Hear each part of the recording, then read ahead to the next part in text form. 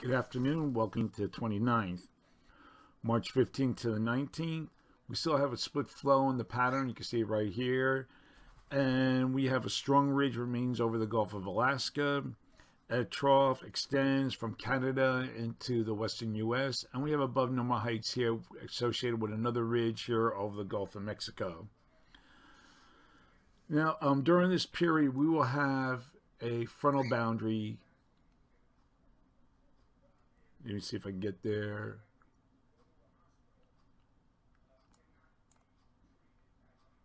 Across the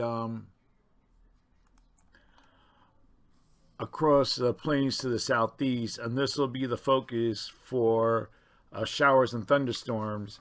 And there remains a threat of heavy rainfall from Texas to the Ohio Valley. And we're going to take a look at the other maps. This is the, let me see if I can get there. This is the European. And we'll click here. And you can see the rainfall amount starting to increase, even though it's not in this period.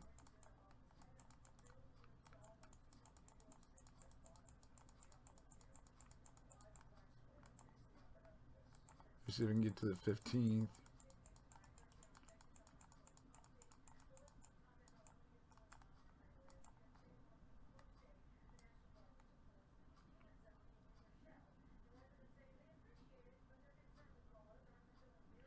You can see we have some blues. This is 15. This is where the heaviest rain will be falling. You see, so we have some blues here, and that's approaching an inch or so.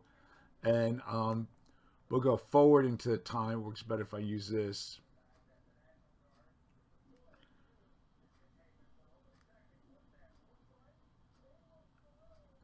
And we see we have some reds here approaching. You can see it right here. This is the GFS.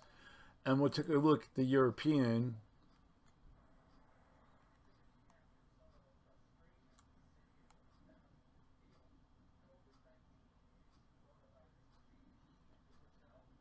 And this is European for the same time period as we go through the maps. And you can see we have some reds here approaching 2 inches. But this is an area that doesn't need any more rain. Okay, we're going to go back to the maps. Now, also during this time frame, we will have moisture that'll be lifting across a polar front in the western U.S. ahead of approaching trough, a Pacific trough, and this will result in rain and mountain snows for much of the west over the weekend. See it right here. Across this area here. Okay. Now we're going to take a look from March 20th to 24th.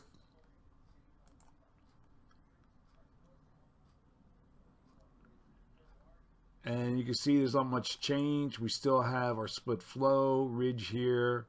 Here's our northern stream, southern stream above normal heights. But there's an interesting thing that's taking place right now. This is the look at the, let me see if we can get it right around here. This is the GFS or GEFS has a trough here moving across Eastern Asia. This correlates to a possible trough moving across the Great Lakes and the Northeast. It may not last very long, but it still there's an indication that it's going to happen. In addition, we're finally seeing a disruption in the polar vortex.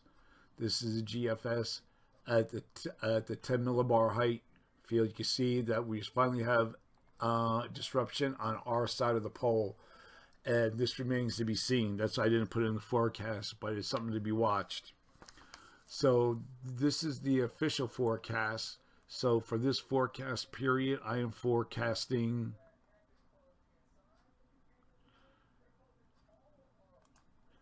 below normal temperatures here, and I'm forecasting anomalies of 4 to 6 degrees below normal, above normal temperatures here, with anomalies near 6 degrees above normal for precipitation, calling for below normal precipitation here, and for this region, probability of occurrence 35%, and then we have above normal precipitation for this area. Probability of occurrence is 40%. Looking ahead, this is for the period March 25th to the 29th. Again, the pattern doesn't change very much. There might be some, as the GFS shows, some eastward progression of the pattern, with this trough sliding more towards the plains as this ridge builds inland across Canada. We have to wait and see if that happens. And we take a look at the rest of the models. That's what we're seeing. So for this forecast period, I am forecasting below normal temperatures for this region, and I'm forecasting anomalies to be near 6 degrees below normal, above normal temperatures here, and I'm forecasting anomalies to be about 4 to 8 degrees above normal. And for precipitation, calling for below normal precipitation from the plains to the Pacific coast. Probability of occurrence is 35%. And then we have above normal precipitation for this region. Probability of occurrence is 40%. That's the long range weather forecast discussion for March 15th to 29th. Thanks for coming to Jim Lundy's World of Weather, and have a good day.